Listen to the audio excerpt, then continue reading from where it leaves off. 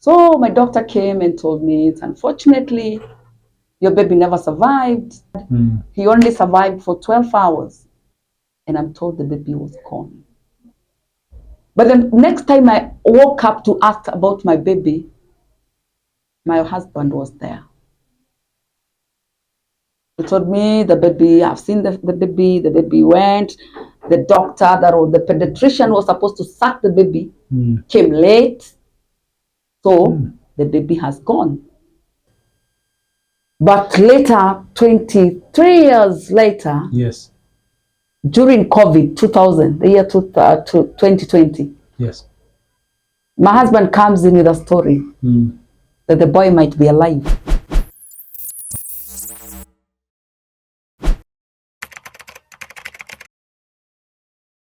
Hello viewers, welcome back to part 2 of the OGN show.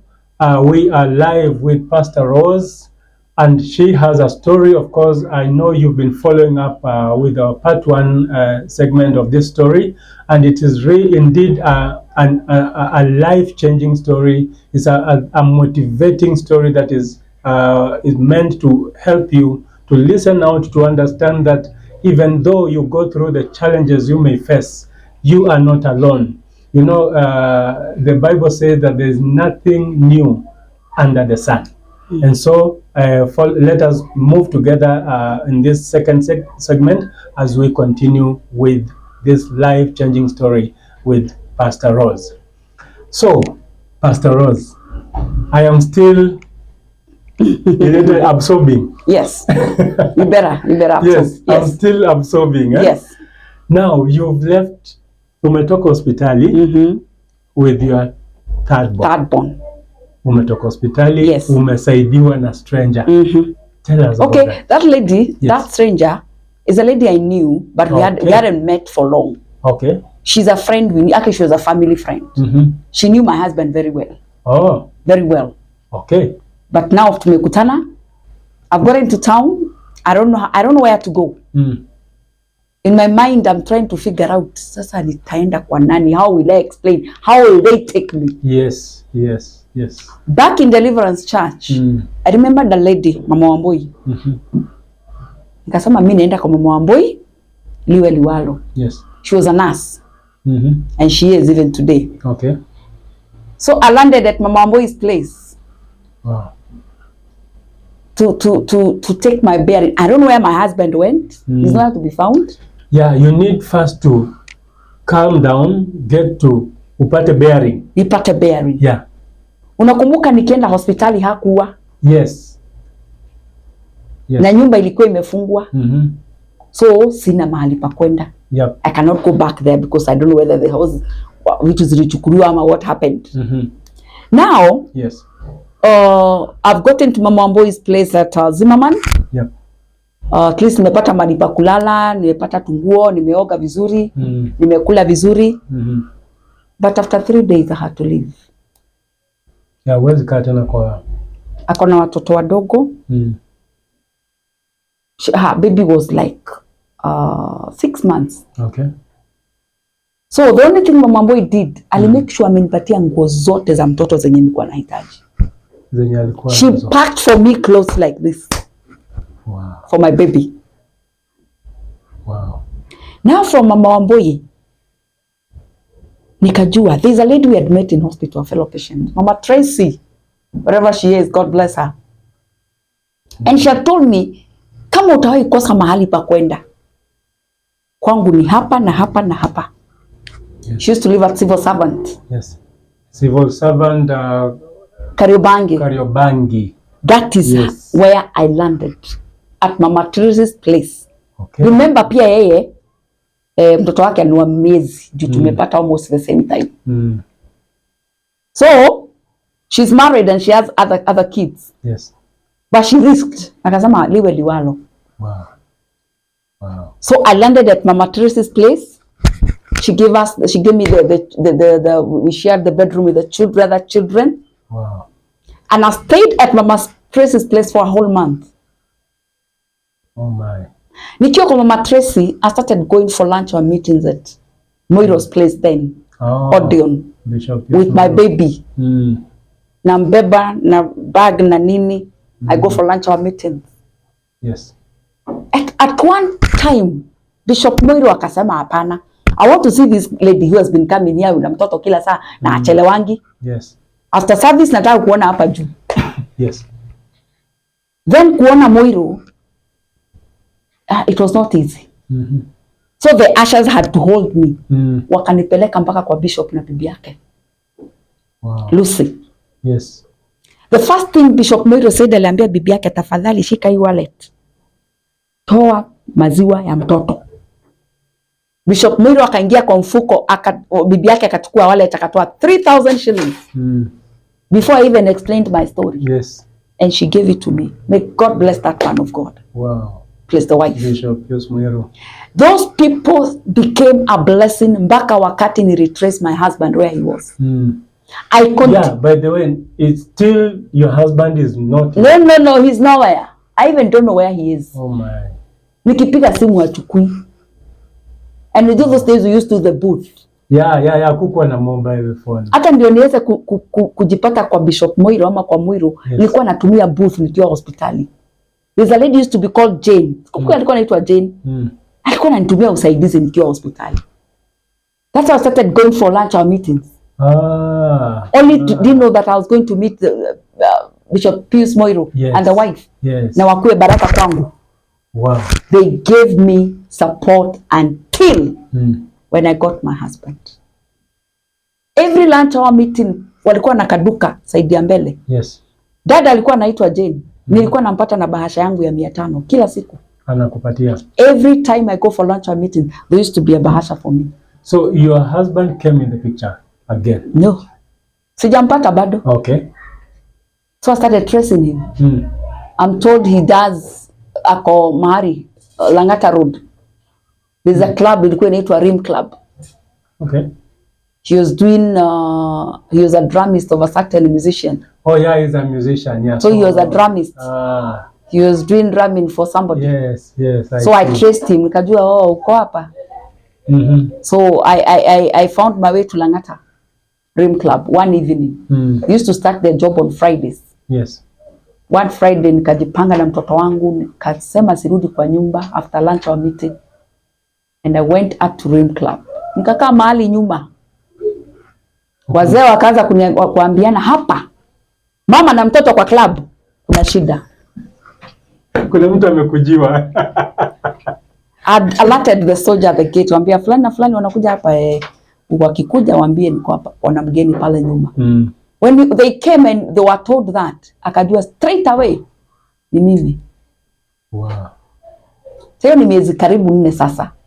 Baada ya huyo mtoto. Hajaona mtoto, hajui tuko wapi, hajui tuko aje. Let me ask you, this is the same man you told me you wedded? Yes. He's a musician. Yes, and a pastor. And a pastor. Yes.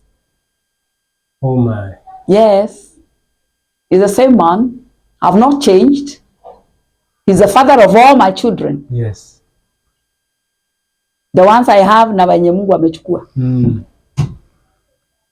Na unajua kuna wenye Mungu amechukua lakini pia ujue kama exactly. Now I got him. Alikuja. Nikamwambia funguo za nyumba na mahali ulihamia. That's all I wanted. Yeah. You need to get home. By the way, you are not divorced, right? No. No. You're not divorced. Mimi hakuna wakati nishaifikiria divorce ama separation. I have never gone for those papers. Even today. Wow. Now, nimepata Rim Club, funguo za nyumba ama mahali ulihamia. Yes. It became a case. Na mimi nikamwambia kazi hapa ifanyike. Mpaka. Na I told the colleague, hapa hamtafanya kazi leo. Yes. So the management of the hotel lazima ingilia. Concerned. Akaambiwa patiana, huyu ni bibi yako chukua patiana funguo. Tulikesi mpaka saa 4 usiku. Kitambo akubali kuniambia alihamia wapi. Yes. Na funguo za nyumba. I knew Kayole so well because I'd stayed there for so long. So mahali aliniambilia, mahali nilishuka stage corner. Nilichukua tu Masai. I only missed one house. The second one nikaingia gate kifunguo. So yana nafungua ukijaribu usiku. Yeah. Sasa ni karibu saa 6. Yes. Nilipata basi ilikuwa inatoka Lang'ata 61, ilikuwa inaenda straight mpaka Kayole. Yes. KBS. Yeah. Hiyo ndio ilinipeleka. Mimi na mtoto wangu tu venye tuko. I had one thing that God gives me at such a time. He gives me a kind of a boldness. Strength. Sijuangi inatokanga wapi. I can face anything. Yes. So I got there, I got my house, nikaona ni huku. When I got to the house, kufungua mlango, hakuna dalili ya bibi. Okay. Huku ni kwa bachelor. So he didn't have any. Kila kitu imefungiwa kwa wardrobe, kwa drawer. That if anybody comes, atajua kulikuwa na bibi, hata akileta hao wasichana wake. Hakuna mtu. Of course, my neighbors told me he was mtu wa wasichana. There are people who used to come. Oh, so alikuwa ameficha white. Kusijulikane hapa kuna bibi. Wow. And that's how I got back again to my marriage. You are back in your marriage. Now, this marriage, you even don't know whether it is existing or it is not existing. That's how I got back. Wow. That's how Rose found herself again. Anaitwa Mrs. Flani. Yeah, you are now waiting for your husband to come. Wow. Funny enough, when I went back, my husband changed. Now tena akarudi kwa kanisa, akaanza kuhubiri. He even tried to start a church. We even started a church in the estate. Again? Yes. Atafungua kanisa estate. So vitu zikarudi normal. Tena mambo ikarudi sawa. Mimi sasa nikajua niko sawa. I didn't know the worst was to come. Oh, then again my husband akakuwa tena kitu ingine. He changed. One sasa akakuwa mlevi. Oh, he started drinking? Yes. No, okay, you've attempted kufungua kanisa. Kanisa tumefungua. Alafu it is not working. Tena mkafunga ama iko tumeifungwa. Haifanyi. Sasa kama unahubiri na unalewa. Yeah, itafanya aje? Yeah, it can't work. Because that is what I came to realize later.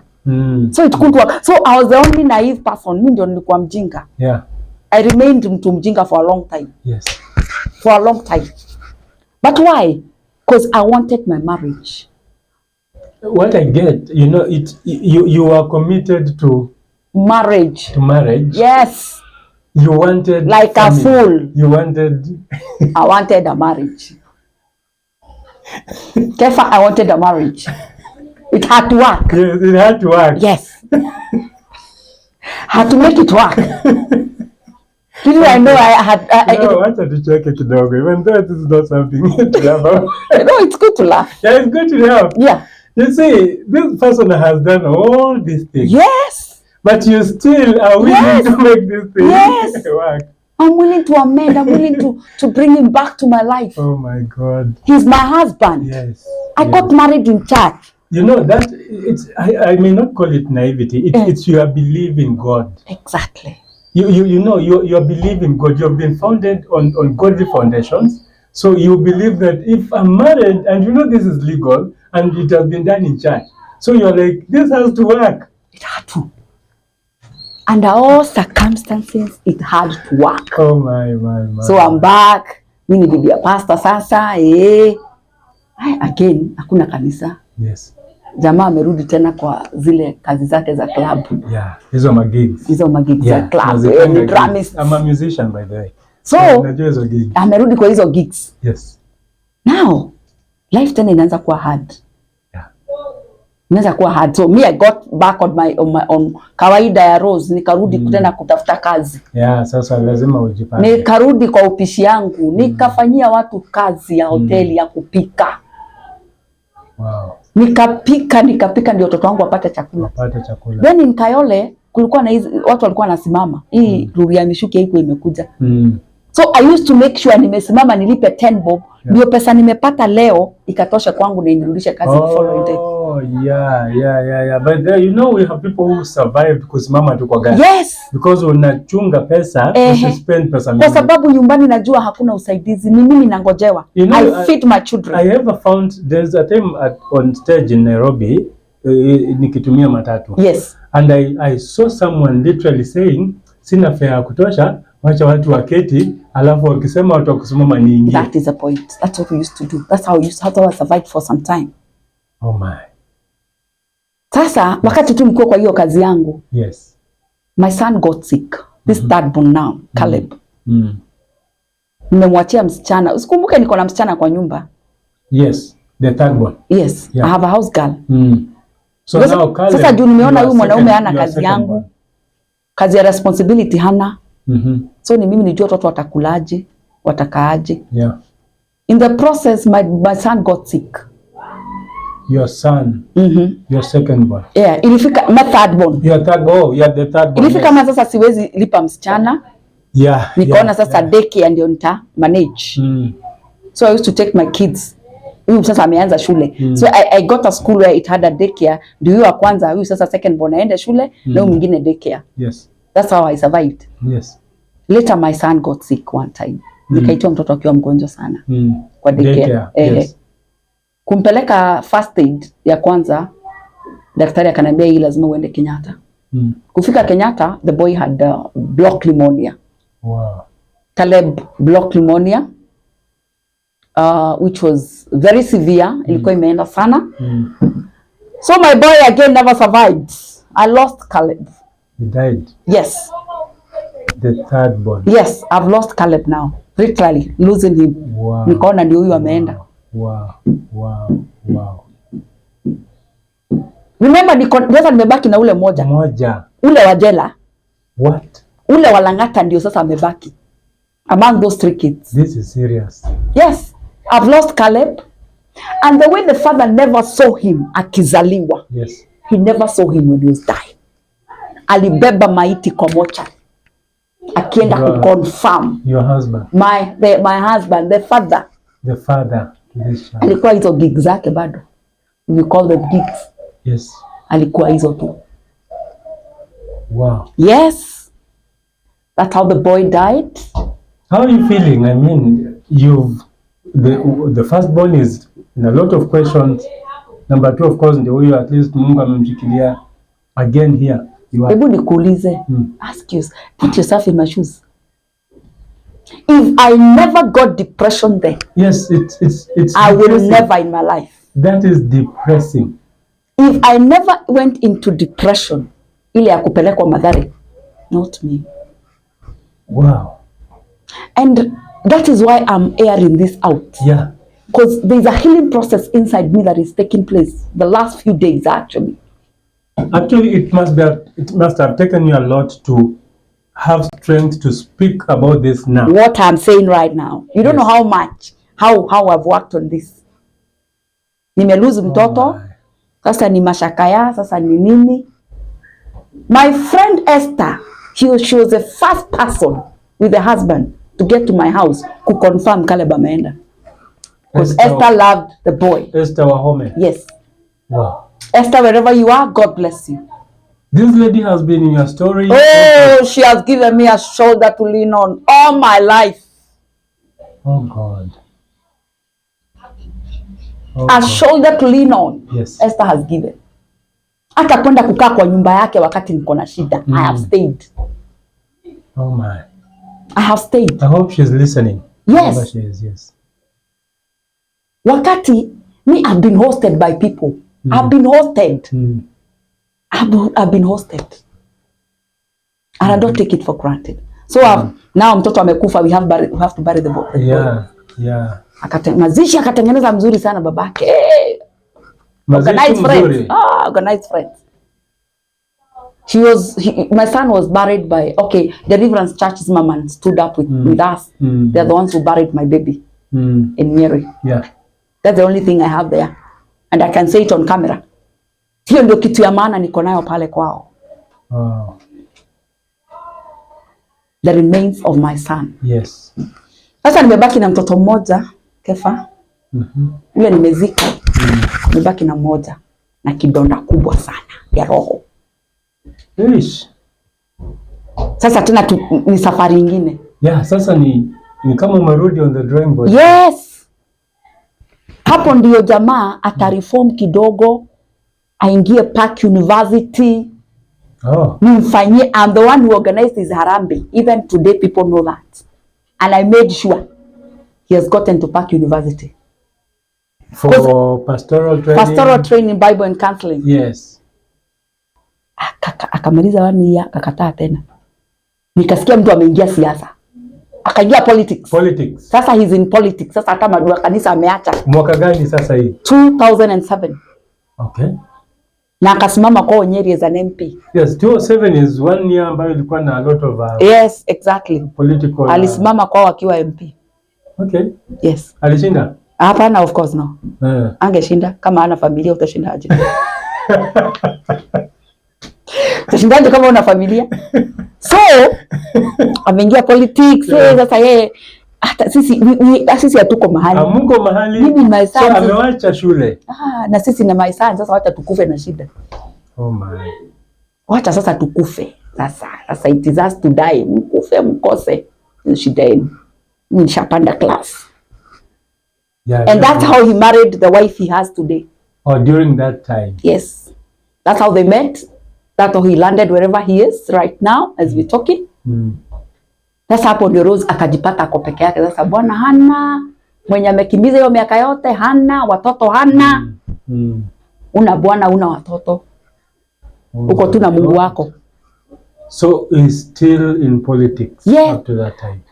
I don't know whether he's still in politics. Mara nasikia kwa politics, mara ameingia kanisa, mara he's there. He's there. I'm told he's here, he's there. But now he's in politics and then he meets, of course, someone else. Then after he marries, atarudi kunitafuta tena. Oh, he does? 2008. Okay. Atakuja. I mean, wakati alikuja nikaona, aya, huyu ni Mungu tena. So he comes back again? Yes, and I entertain the guy. Yes. Hata kama halali, yes, he's coming. Na hakuna usaidizi anatupea. Kama ndapata usaidizi kwa huyu mwanaume, nitakuwa nimepush. Utakuwa umesukuma sana. Nikusukuma. So he comes back again. Nyumba nakaa yeye analipa. But now you are the one paying. Na atakuja. Yes. Na nitafungua mlango. Okay. He's the father of my son. That's how I conceived my 4th born baby. Oh, now you get a 4th born. Tell us about it. My baby girl who is alive, that one is alive and well. The moment I realized I've conceived, yes, I owned the baby. I spoke to the baby. Yes. And I told God, this is my baby. I'm the one who was wanted to have this baby. I had a prayer that I wanted a baby with the same father. Because I have one child. Yeah, now, yes. I get that. You lost your 3rd born. Yes. Now you have only one. Yes. Now you are like, again, I want a baby. I want a baby. Yes, he cannot live alone. I owned the baby from day one. Oh my. And God protected my girl from day one. Now this was a baby girl. Yes, it's a baby girl. Yes. And the pregnancy was okay. The guy, Mungu alimguza. Alikuwa anakuja anafanya. He was present. He was present during this pregnancy. He was on and off, okay, on and off, but he's there. Yeah. Please, unapata hii leo, kesho unakosa. Unapata hii, kesho unakosa. But he's there. Okay. Ikafika wakati wa kwenda hospitali. That one he facilitated. Okay. Although he never came to the hospital, he only came when I got the baby. He came day one. He saw the baby on day one. Yes. But I never saw him again. That was the end of it. Wow. Wakati wa discharge, at least he sent, I told him the bill is 10,000. Yeah, it was 10,000. He sent the money. Hakunikujia. Alituma pesa. So mi nikajilipia hospitali, nitafute taksi, nijilipie. Ajui naenda kukula nini na mimi ni mshairi. Yeah. Ajui. But niliambia Mungu asante. There's a scenario ilikuwa imeanza kukuja ile ya Nazareth Hospital. And my sister called me, kai chunga huyo mwanaume asikutupe hospitali tena. Yes. I prayed against it. Yes. At least he sent money the last minute. Na nikatoka hospitali because I was even overdue. Yeah. Nilikuwa nimekaa. I was supposed to stay for 7 days, nikakaa 10 days. So hizi siku 3 hatumi pesa, ako hivi. Finally alituma. Yes. I had called my sister from home akuje akae kidogo na mimi, so at least she was in the house. Yeah. Do you know what? Do you know what? The guy flew again after 3 months. Akadisappear. I was left 3 months. Kidonda ya miezi 3 na mtoto, sina kazi, sina anything.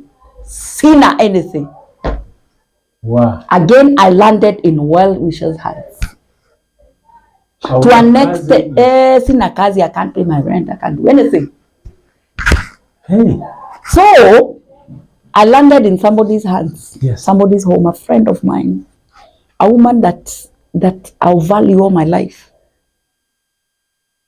She's the owner of the air driving school. Wow. Pale 44. Okay. Mama Tasha, I salute you. Wow. She may never know how I value her in my heart. Yes, yes, yes. But she has a place in my heart. Mm. She has a place in my heart. Later again, tutatafuta mwanaume ndio niweze kuseto.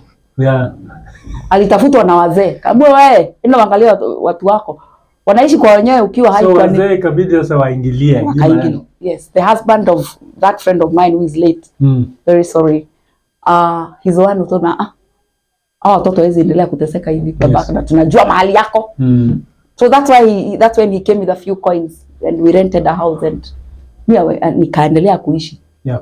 Lucky enough I went back to work. But before nirudi kazi nimepikia watu kefa. Wow. Including Bishop Ben. Bishop Ben wa JCM. Yes. Huyu mzee Kiengei wanaita mzee Kiengei wa Kameme. Ben, I salute you. You know it. When nimemwona. Nimekupikia chapati kwako mara nyingi sana. Oh my. You have a place in my heart. Bishop Kiengei. Bishop Kiengei has a place in my heart. Oh God. Alifanya kwangu kukuliwe. Yes. Those moments. Yes. Napika chapati kwake akiwa na wageni napata rent. Oh, napika chapati kwake ananilipa napata school fees. Wow.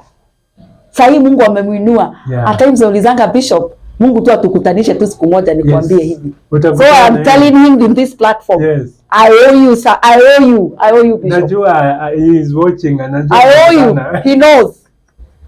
And maybe after this he might look for me. That's true. I'm ready to meet him. That's true. He has given me a platform. He gave me something to do. Yes. Many people that I've cooked for, they've given me a platform. Ya kulea watoto wangu. Nikiwa na Bwana akiwa hai. Wow. Now my daughter may grow. Mwanaume sasa amekomboa sasa nyumba he wants to make sure that ni kwake pia. Yes. So he wants to come. Rose nani? Your children. Kuja.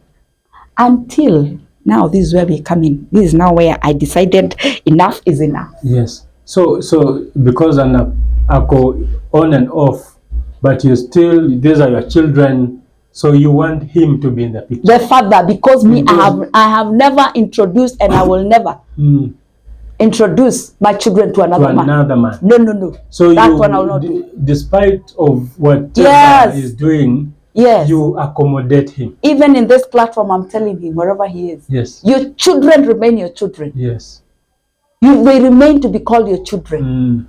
May or may not remain to be called yours, but your children will remain your children. Wow. That is something I want him to get wherever he is. Yes. And he knows, Ajue, the things he has taken me through, that marriage, I don't have him here. That is why I'm in this platform. I have let him out go. I have released him. I have forgiven him. Now my daughter has grown. Nimelea mtoto, nimefanya kazi. Actually, God gave me favor in those years when I was bringing up my daughter. Until 2 years ago. The girl was how old? 10, I had been 11. Which year? 2023. 2023. 2023. Yes. Because we were 2011. 2023. Yes.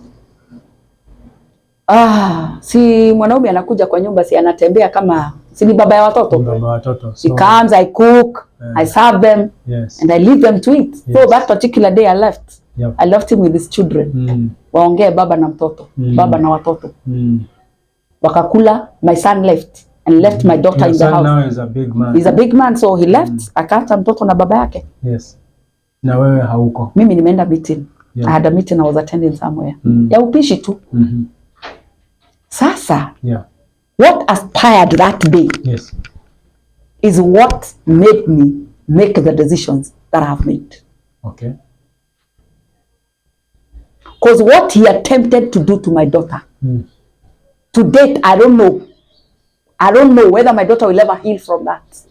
Okay. What did he do? He had the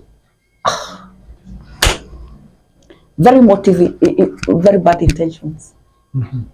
Alichukua mtoto akamwekelea hapa. Okay. Akamuuliza, Michelle, unajua kukiss? Your daughter is 10 years. Yes, heading to 11. So you could be knowing those things. Yes, she does. Yeah. They know them very early. Yes. Especially because of CBC. Yes. Akaekelea mtoto kwa mapaja yake. Akamuuliza, unajua kukiss? Now this is my daughter narrating this to me. Your daughter now is telling you this story. Yes. 2 weeks later, not even immediately. Because she was given a warning not ever to ever tell anybody. Oh God. You get it? Yes. And he went to an extent ya kuingiza mtoto ulimi kwa mdomo. Attempting to kiss her. Yes. My daughter tells me, or she told me, alijiachilia cha nguvu. And she ran out. Akamwacha kwa nyumba. What do you mean? Akatoroka. A father? Yes. My daughter went in between two buildings. Akajificha kwa those 2 buildings. Aone babake ameenda. Wakati gari ya babake ilitoka ndio alitoka. So traumatized. No, let me ask you. How would a father do that? Now that is a question. Do you know what, Kefa? I blamed myself. I am the one who entertained this man in my house. Hata kama ameenda. No, you know, you can't blame yourself because you are doing what you believed was right. Oh, goodness me. That's the last thing that I thought this man would do. Attempt raping his own daughter. No, that's wrong. His own child. Wow. And when I reached out to ask him, he told me, ilikuwa salamu tu. Oh God. Because I reached out. Yes. Of course, you must confront him. Yes. Yeah, this is a child. Ati silikuwa salamu. Do you know what? The relationship of my daughter, mimi mwenyewe, with the father ended there. Right now my daughter is in the house. Hajarudi shule. Wengine wakirudi. Okay. Sahi sijui what next. My rent is due like 2 months now. But I cannot call that guy because I know he won't. You get it? I see. So it has been now since I confronted on him. Even the 1 coin we used to get from him, haezi tupea. If I don't work, ama if God does not send somebody. Now, I still question, take you back, is this the same man we get his picture from being a pastor? Yes. Of course, a gospel musician doing these things. Yes. You'd give him a child if you stood here. You deny what I'm telling you. You stood here. Oh my God. My daughter has never gone for counseling. Yes. I don't know what goes around her mind right now. Yeah, she needs a counselor. I don't know. But I can't afford. I can't afford sessions. Yourself. Me personally, I can't afford my own sessions. Ni watoto nitatafutia chakula, niwaripie nyumba, nilipe shule. Ama ulipe counselor. Where my daughter joined junior high school. Nikikwambia sijalipa hata ndururu huwezi amini. Oh. She got favor from the school. Oh, is the school decided? Yes, and they gave her everything. Apart now from the textbooks, which I have not bought. That is how my daughter joined junior high school without a coin. Mpaka wakati kafika, the account office was asking, huyu mtoto ambaye hajalipa mpaka admission ni wa nani? The teacher has tried to call the father in vain. He can't pick her calls. And now at this point you can't call him. I can't. I cannot. I'm not even ready to call him. Wow. No. My son the other day went to his home asking just to pay us 1 month. Rent tu ya mwezi moja dad ya 8,000. Your second boy. Huyu sasa second boy. Second boy, yes. Because he was went looking for him. Yes, he wanted him alipe hiyo nyumba at least 1 month na amrudishe shule because he wants to go back to school. The father has cheated him. My son wanted to go back to school, but now the father has refused to pay. Mm. As we're talking right now, my son is depressed. Oh my God. He has gotten back into drugs that he was doing. I have a depressed son as we are talking here. Huyu kijana nimezalia jela. Right now as we are talking, he's not himself. He's not the son I know. Yes, because what he cannot reach out to the father because he knows the father will not help him. Yes. Only God. And this morning I talked to them and I told them, our God is not dead. That is true. No. What was your relationship with your husband? Before we got married. Yes. Because I think we started from the point you got married, doing your wedding. What was your relationship like? My husband, I got him, we came to know each other in the year to 1995. Okay. In the ministry. Me, I was singing in a choir somewhere, and we used to meet in this interdenominational ministries. Yes, interdenomination. Then he came to realize I was working someplace in town, and he was also working almost the same place. So he started visiting me. Hapo ndio tulijuana, we invite for kesha, we meet for tea, we go for lunch. Yes. That's how he proposed. Okay. And you didn't read any red flags? Later is when I, even tukiwa kwa courtship, yeah, nilisoma mambo, but nika ignore. I see. There are things. Yes. One nilinote ni mtu wa wasichana na wamama. Hata kwa profile, hata kwa nyumba yake ungeenda upate tu picha ziko za wamama, wasichana. Then a friend, mtu alitumwa na Mungu nikakosa kusikia. Anambia unajua bwana, huyu mtu anataka kukuoa ni mlevi. You know he drinks. Nikasema hapana, he doesn't. You didn't listen. He doesn't. He's a pastor. My husband is a pastor. You my fiancé is a pastor. There are those signs I saw. But you... and thought he's going to change or I'll change him, and that's a mistake ladies we do. Yeah. Because you've loved a man, you want to believe that you're gonna change him. Yeah. He does not change. He remains. So the first signs I would want to tell people, they're very important. Yes. Yes. They may land you into trouble the rest of your life. Wow. Wow. Wow. So to me, I came to realize later my husband was not straight. He was only hiding in God. Yeah. Or maybe he loved God and he he had a heart for God, but he still wanted to be on the other side. Yes. And because I wanted a godly man, I saw a godly man. And of course a gospel musician, please. Please. A gospel musician. Please, a musician. And my wedding could have told it all. He told it all because they all came. Yes. You know, all the big musicians. Ilikuwa kama extravaganza. Akina Heze Ndongo. Ilikuwa show ya muziki. Sasa ningepata show wapi kama singepata bwana kama huu? Oh God. Oh God. That is Rose. Oh God. Now I remember something. You also talked about your firstborn. Yes. Your firstborn dies 12 hours later after birth. Hours after birth. Yes. Tell us about that. The doctor comes and tells me, your baby didn't survive, you only stayed for 12 hours, he suffered fetal distress, and we don't have him anymore. Yes. And your husband has seen the baby. I remember the doctor told me, your husband has seen, he saw the baby when he was in the oxygen, and he saw the baby when he was dead. And then my husband tells me, now there's no need of burying the baby, let us give the hospital permission to bury the baby. I said, okay, fine. And so you don't get to see this child? No. At all? No. I'm only told he was in the oxygen and he died.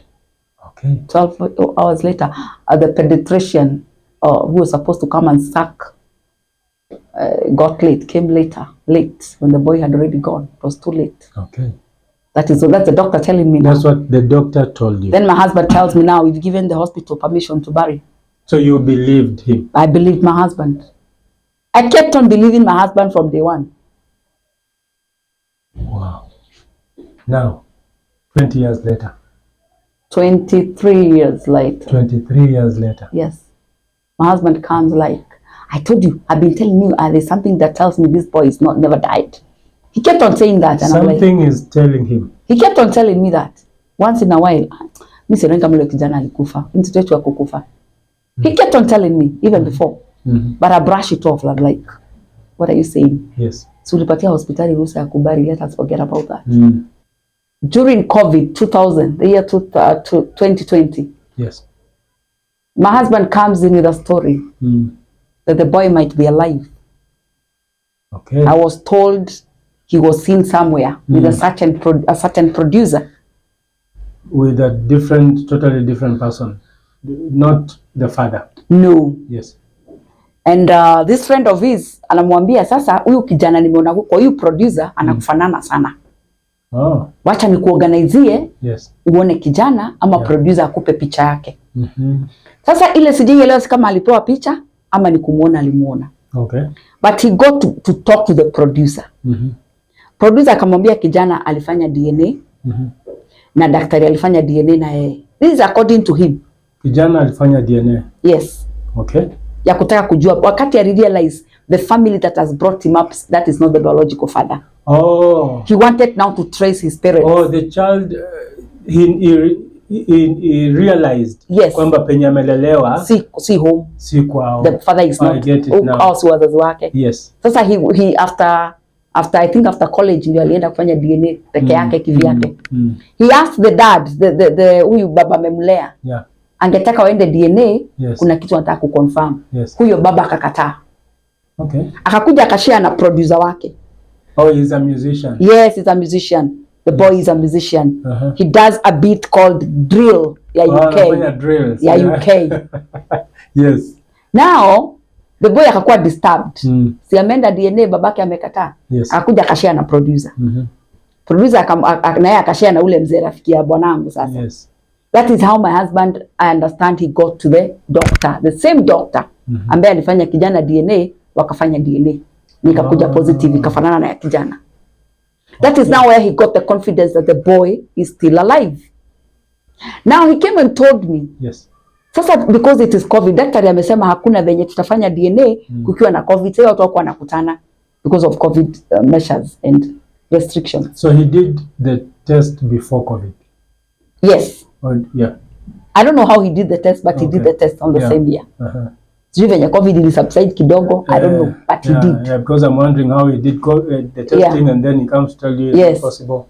So to me, it was a block. Yeah, it was a block. That's a block actually. That's the point. Yeah, alifanyaje na mimi sifanye. Yeah, that's true. Because we were supposed to go, me and my son. Yeah, because if he comes to tell you that mtoto wake yuko, exactly. Alijua aje bado yuko. Exactly. Yeah. Now, so me nikabai. I told you I trusted my husband so much. Yeah, so I took like, okay, what atungoje COVID ishe. Yes. The next minute I asked, because I kept asking, daktari hajaniambia, daktari hajasipati hiyo daktari. So ya mwisho nikamuuliza, tell me the truth. Story ya mtoto iliendaje?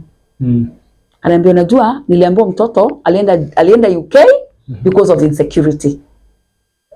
Ati UK alisikia kwa insecure because hataki yule baba amemlea juu anatafuta wazazi wake. So he went to UK kwa nani?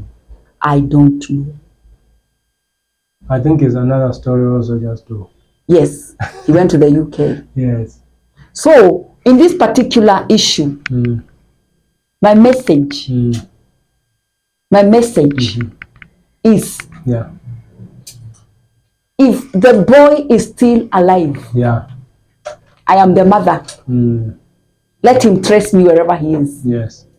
I am the mother, and I got to know about his information that he's still alive when it was too late. And I have no access. Yes. Nobody is ready to tell me the truth. That's true. But if he can get this, I'm the mother. Akuja. Look for me. I'm your mom. At the end of this show, I make you my number. Yeah. You come. Come. I'm your mother. And about the father. You know his name? He's called Titus. I'm sure he's called Titus. Okay. I don't know whether it is a true name ama ni ya kubandikwa. Okay. But I'm told he's Titus and he's ni msanii. Mimi najua ni msanii wa drill. Yeah. And I'm told he's in the UK. Okay. How true, I don't know. Okay. But that is the information that I was given by the father. All right. Because the same father is the one who came to me with the information. Me, I had already done, it was a done deal. The boy You went. knew So that the boy is no more. So then he comes again that the boy is alive. No, but if the boy is alive, yeah, I'm here as your mama. I know, my viewers, you can hear this, and I know if you know her, you know the story. You can, you can hear this voice. Yes. You know where to find us. Exactly. I know that can really help. Yes. Yeah, that's true. That can really exactly help. I want to know. So these children who are, you now have 2 children. Yes, I have 2 children. Yes. Kijana, Na msichana. second born, and the fourth. And the fourth one. How are they mentally, after all this? Because I believe now at their age, they at least know what has happened. Now, with my children, and especially my son, and I said it here before, earlier, rather. Yes. My son is a disturbed young man. And he has started to see like he has no future. Because of the abandonment, the father has abandoned him. The father is not ready to help him. Yes. And that one has pushed my son to drugs. My son has got, I won't hide it. Yeah. Because I hide it, nobody, it's not going to be. Find help. I will not find help. Yes. So here, I'm seeking help for my son who is in drugs right now. He's a very bright young man. Yeah. And he does drugs because of frustrations. And he says, he tells me, Mom, I don't do this thing because I want to do. No. I can shape up, but I find myself doing it. How is the girl? The girl is okay. She's doing well, but traumatized too. Yeah, because of the incident. If you mention the father to my daughter, you'll not be friends.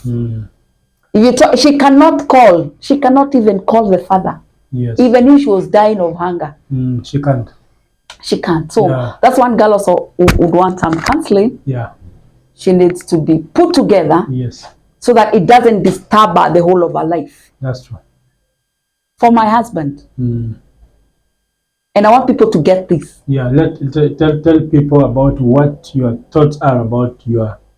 I am not here to expose my husband for anybody to go after him. Yes.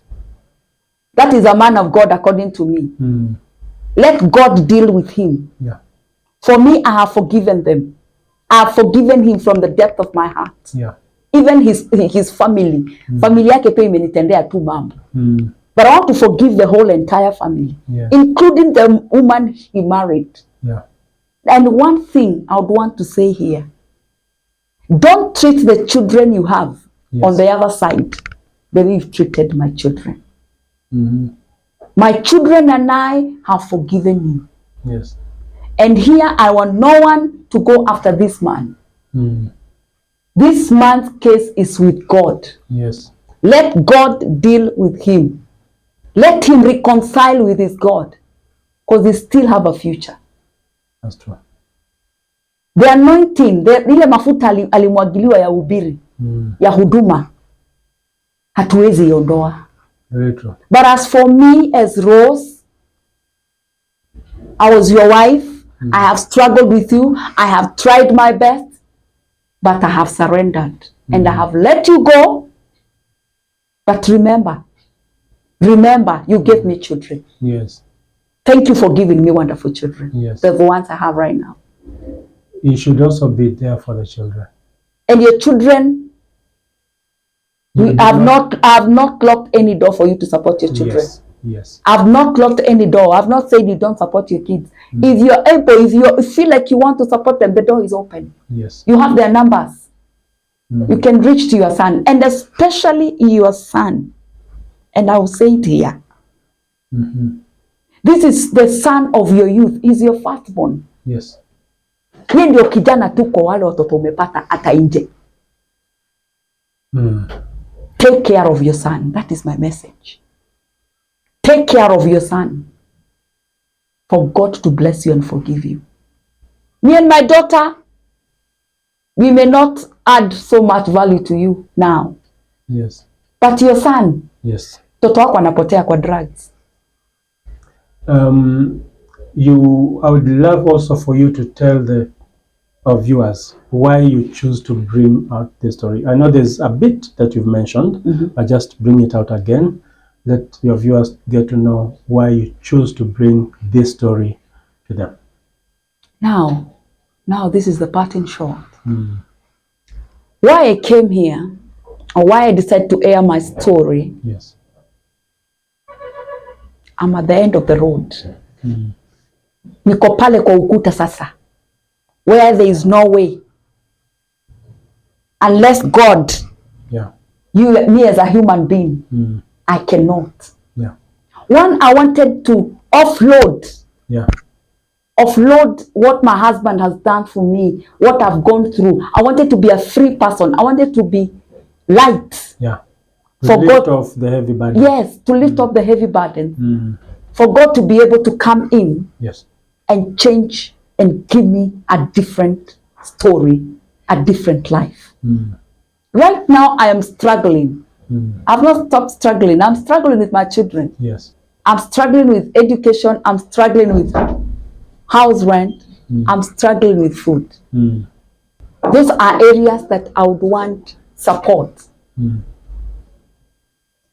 Support to stabilize, If I will stabilize on those areas, then I'll serve God. I'll be at peace. My children will be at peace. Right now, I've just said about my daughter, hatujui anarudi shule aje. Where we are living, hatujui our rent. Hiyo ya miezi mbili italipwa aje. Maybe you might see me and it's the glory of God. Maybe we don't know the next meal where mahali inatoka. And I felt it is time I forgive this man. Through this story, I air it out, I lift up the burden, I forgive the man, I let him go and let God in. True. That is the problem. Then, the other one is, I want people to learn from this story. That you can go through fire. You can be in hard situations. But the moment you hold on God, He will put you through. Very true. At some point, God will put you through. Very true. It is not easy. And why I aired this story, I want it to be a testimony. This is a preaching I'm going to use. I'm going to use it to tell people the truth about God, the God that cares, the God that protects. Because I have seen Him personally. Wow. The God that provides. Wacha nikwambie Kefas, mimi kuomba nimeomba, nikiombea watoto. Kuna watu walinifanya maadui juu nimeomba sana. They cannot pick my phone. Sasa anataka anambiana sapa. Tena anataka mtoto amefunguzwa. But I want to say it here, it is over. Very true. The Lord is changing my story from this platform. Kabisa. And I want to be also a blessing to somebody. I want to help somebody. Ningetaka kutoa mtu mahali pia mimi nimetolewa. Again, I say about my husband, wherever you are, I forgive you. Mimi sijakubeba. And I've talked to your children even to let you free and let you go. And never ever even to carry in their hearts. Because we want God to bless us. We want God us to take it to the next level. One thing I know, after this, our story will be different. And after this, the people are going to give their lives to Christ because that's our message I'm preaching. My testimony alone should lead people to Christ. Amen. I thank God, Pastor Rose. One thing I must say on camera is that as we wind up this show, when you listen to this story, there's a lot you can pick from it. And there's one thing that is evident, that God is for us. God is there for us. And if God is for you, there is nothing that can ever affect you. Pastor Rose has stood strong. I can see, I have gone through this story and I keep wondering how she has managed to pull and to push through. We tell this story because we do not want to mess anybody's name. We do not want to make anybody look bad. We want to tell this story, just as she has mentioned, just to help the viewers out there, the public, to know that it's possible to go through challenges and still stand strong. Yeah. We've had cases where people have killed themselves, committed suicide because of pressure, because of depression, because of life issues. And so for this story, it comes as a story to give hope. And that is why Pastor Rose is here with us. I am grateful that you, our viewer, is watching. I'm grateful that you have been following this story. I know that we have great people and great names we have mentioned here, and we are glad that the Lord has used them.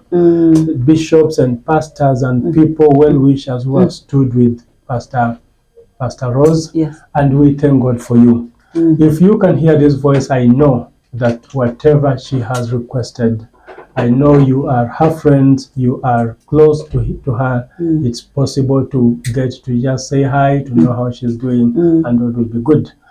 So, Pastor Rose, so how can people find you? Wow, great. I'm grateful to be in this show today. And as I wind up, I just want to share my contacts here. Rose Wanjikongige, 0727 245 943. Again, I repeat, on 0727 245 943. For now, you can reach me through that number, and my line is open. God bless you. As I said, my viewers, nisisikie mtu amerusha mawe ama sijui nisema nini. You know, there is a statement that says, let me look at my notes. You say that you listen, but you don't judge. Tusirushe mawe, let us get to learn, let us get to hear, and let us seek to help.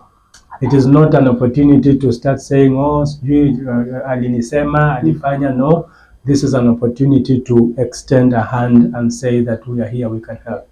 Others, again, I repeat, thank you, Pastor Rose. Thank you. Thank you so much for being on the OGN show. Yeah. On this show, we are glad to have a woman, a strong woman as you are. Thank you. And I look forward to many other sessions. Amen. I know you're a pastor. Apart from this that you've had today, yes, probably we'll have now other sessions of counseling and testimonies coming. And I know that God is doing a new thing. Amen. We thank you so much. God bless you. My viewer, I want to close up and say that it has been awesome to have you around.